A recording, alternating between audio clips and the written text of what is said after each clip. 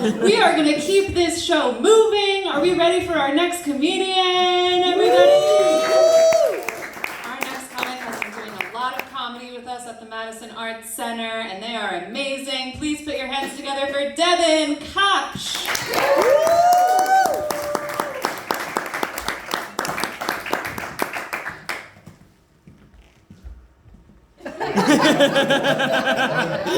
Gene. Every time Gene said Dave's name, I watched Dave like slowly turn into more of a pretzel. And let me tell you, that is not the way to get a bisexual man out of being sexually attracted to you. You're too flexy, man. Hello, everybody. My name is Devon. Welcome to my confessional. No smiling. Good job. Oh God, I have to tell you this first story. It's a newer bit, but it's really important to me that I share this with you all. Okay, my roommate's cat is so horny. Okay. It's unsettling. It's not okay. It's not okay. I don't want it. So here's the thing. We got her fixed. We took out all the bits or whatever they do. We reverse trick-or-treated that chick. I don't know what more we can do, but clearly she's still got it in her brain that yeah, raring to go. So here's the thing. I've got this little orange Triceratops pillow pet. Remember pillow pets? They were huge in 2009. Everyone had them. Everyone had 15 of them because we're all coming of age and trying to hold on to the last vestiges of childhood. So I've got this orange Triceratops pillow pet. It's up on the corner of my couch. Let me set the scene. It's my couch. It's where I sit. It's where I like to hang out. I kind of face this wall. The TV's over here. Kind of sitting, chilling. It's great. There's a window. Wine, crochet, because gay. And Hex, the cat's name is Hex. She'll sit on this little pillow pet. And initially, it's just nice. It's a fuzzy thing, mama's belly, doing the kneading thing, whatever. It's great. But then, it shifts. And she makes direct eye contact with me. And her hips get into it, and it's all I'm not going to pantomime because I feel dirty just talking about it. But I don't approve. And this pillow pet, it's got, it's mostly orange. It's got white horns, because bones or whatever, and a white little belly, or rather, used to have white. Oh no. Oh, yeah. So I had to live it. Okay, I had to live it, and now you have to know about it. So, but I'm not gonna stop her. She's having a great time. She's a cat. She has nothing. All she does is sit on top of the cat tree and run away if we move too fast. She's. So yeah, that's a fun moment that we get to have together. It's only me that she does this in front of. It's when I sit on the couch, she's like, go time. Just like it. Oh, this is fun. Look at all you guys. Hell yeah. Thank you for coming out. Give it up for y'all. Give it up for Caitlin and Jean. And Chelsea's coming up next. Hell yeah. Yeah, I did that because I don't know how to transition from that story into something else. So we're going to talk about how horrific it is to hear movie trailers on the radio. It's the worst, everybody. I heard a couple of ads for the new Fast and the Furious movie. Does anybody here like action movies? Action movie fans? Thank fuck. It's awful. You guys, first of all, it's called Fast X, which just sounds like a diuretic. Why'd you name it that? And is Vin Diesel okay? I don't think so. Has he always just sounded like a line of gravel? Just single file rocks that you run a Victrola needle over and that's how the lines get delivered? You just scatter some pop rocks on the road and go over them with your wheelies. And the taglines for this film are so bad. I think, maybe it's the writer's strike started a lot earlier than we thought. Because, first of all, it's a woman's voice, and she's like, he's going to come at you with everything he's got. Vin Diesel is like, that's what happens when you have a big family. Those movies have been coming out since I was in middle school, 20 years. You're still all a family? No one estranged at Thanksgiving? No one got divorced. Okay. What's that like? And the second one is what is it? The crudité, creme de la fuck nut? I don't know.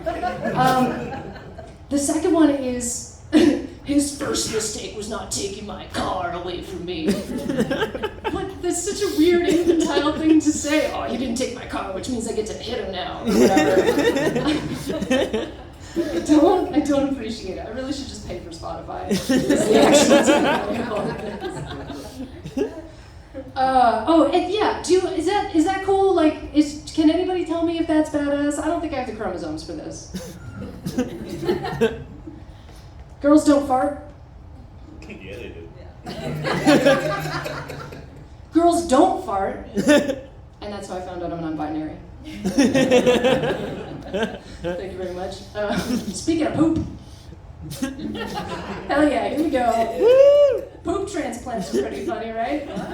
Poop transplants are a real thing, absolutely. I love starting with that because I get to see the eyebrows just like skyrocket, just fly off the faces. It's awesome. Yeah, poop transplants. You need one of those when everything is bad. When your downstairs mix-up is all fucked up and you got your yeast boys and your flora and your fauna and your bacteriums have fucked off.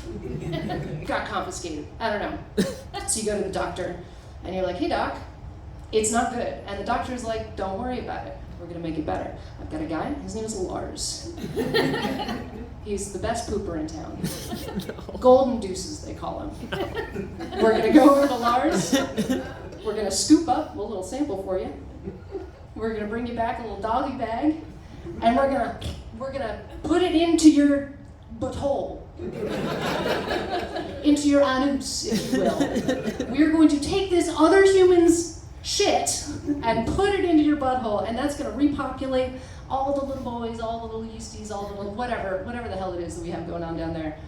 And that, by the way, everybody, is where they got the very common phrase that we all know and love, mi caca es su caca. Yeah. Oh, fuck the moon though, right? Fuck the moon. The moon sucks. And listen, lesbians, don't pull away from me. Wait, I literally haven't got it from the moon touch. I know you do, and I know that you take your little crystals in the water and you put it out at night, and you know, breaks, and you use it to probably fix your colitis, I guess, probably. But think about it for a second. It's just a rock, just sitting up there with a stupid little man face on it, the patriarchy staring down at you all the time. It's like, you're never gonna walk on me, you're poor. Fuck the moon. And whoa, you're gonna tell me what? The moon has a purpose and a little solar system thing. It's all one organism and it has a function. What's the function? It controls the tides? It controls all the tides? Oh, okay. Hello, New Orleans? Yeah, Hurricane Katrina was an inside job. The moon did that. Excuse me, Sokka from Avatar: The Last Airbender? Yeah, your girlfriend's a bitch.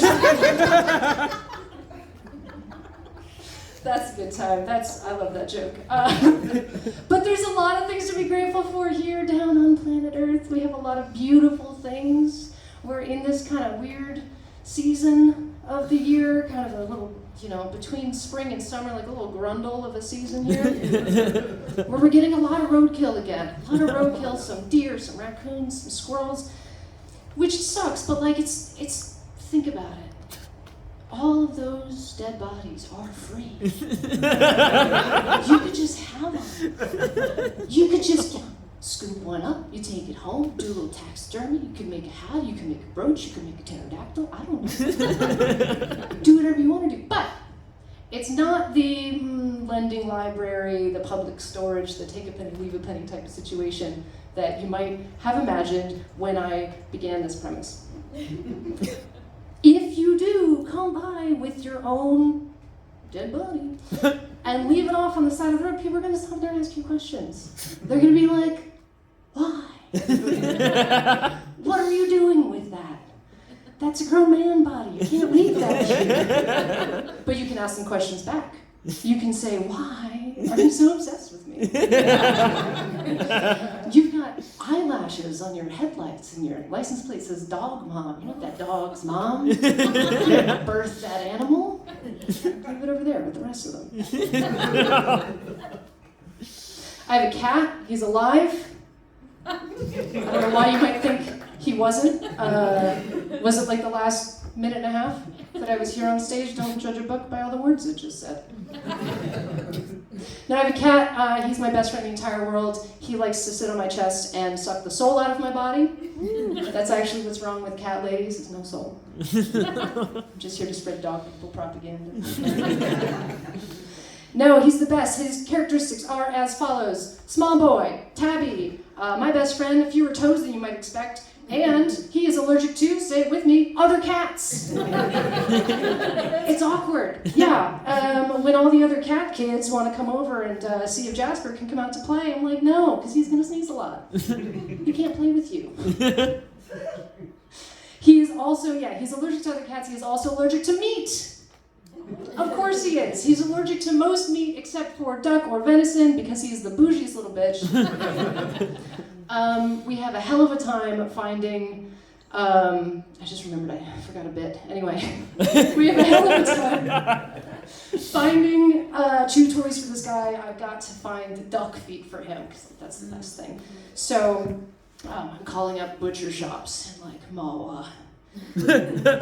Which, first of all, and they pick up the phone because it rang, and they're like, "Hello," and I say, "Hello, I have a question. Please don't call the police."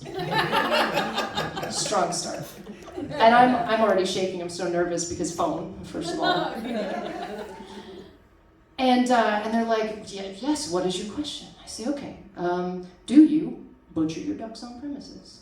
And they say, yes. Great news, thank you so much. Okay, great news. So, and by this point, I'm like, all the nervousness is like centralized closer to my spine than anything else, and I'm like hunched over, and it's, I'm having a bad time, and I become this like little gremlin. I'm like, okay, what do you do with their feet? And they don't sell them to me. Am I like giving off a vibe? I don't know. It's weird. No, it turns out it's illegal to sell duck feet in New Jersey. That's not a joke, it's just a fact. It's a weird fact. I don't know. And who wrote that law?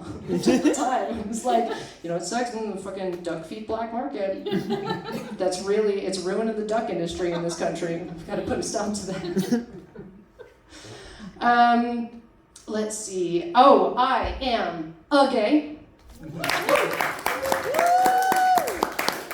Thank you. Who else in here is gay? Let's hear a round of applause. Yeah, everyone except my boyfriend. I won't be taking questions. But that's not the most interesting thing about me. The most interesting thing about me is that my great-great-grandfather was kicked out of Ireland for being too mean. Too mean he was. And you might be thinking, that's not a stereotype about Ireland. Like, they're all drunk there. Yeah, drunk and mean. And he pushed that bar. He was an overachiever. And my grandfather was telling me this story about his grandfather, and he says, the thing you've got to understand about Ireland, the thing you've got to know, he didn't sound like this, he's from Tennessee.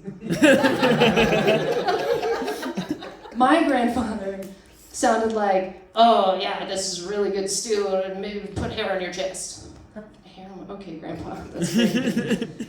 Yeah, you gotta take a bite of this, it'll make you smack your grandma. Smack my grandma? Whatever, Grandpa. He liked his Vienna sausages cold from the tin. Oh, repulsive. No, his grandfather was called Mike Martin. Mike Martin was a mean son of a bitch. He was a mean man and a little man. Short man he was. And God help you if you told him he was short, especially in a pub when he'd had some of the sauce. He would stab you in the neck. Twice it happened. But he was a smart man. He was a problem solver, my great-great-grandfather, Mike Martin. He was a problem solver. He had a liquor store in town. He sold to spirits. He was a pillar of his community. They said, Mike Martin, we love your liquor store. It serves us all the best liquors, but we have a problem. And he said, what's the problem? And they said, your liquor store is too close to the schools. We've got to protect the children. He said, oh, yes, of course we've got to protect the children. Protect the children and my business, so I'll burn down the schools. And I guess that was the line. And now we're here. I was talking to a lady one time over Instagram. We were gonna go out on a date. We both knew that we weren't really that into each other, but we were bored. So we're doing all the kind of inane first date types of questions. We're saying, you know, what's your favorite place you've ever traveled? How long's your leg hair gotten? Just like regular lesbian things.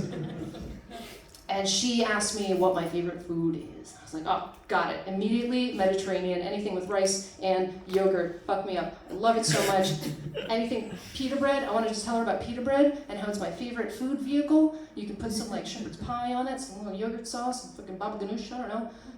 It's the great thing. I wanted to tell this girl, who by the way is from Paraguay, I wanted to tell her that I love pita bread. But I made a typo, uh-oh. I made a spelling oopsie daisy.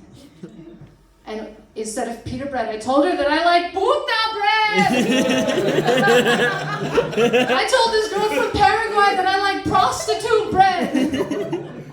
Which she was fine with, she was a champ about it. She was so cool, until I revealed to her that I love to dip it in pan de arroz sauce. Everybody, that's my time.